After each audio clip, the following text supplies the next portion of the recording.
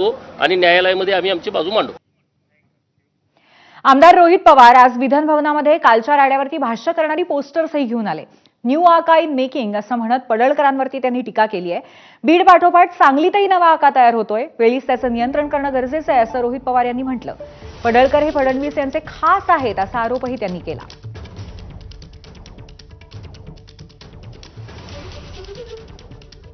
हे सरकार फक्त या जे आका टाईपचे लोक आहेत, बीडमध्ये एक आका होता, आता सांगलीमध्ये एक आका तयार झालेला आहे आणि त्याला असं वाटतं की विधिमंडळ सुद्धा त्याचं एक साम्राज्य आहे आणि तिथे येऊन तो कसाही वागू शकतो।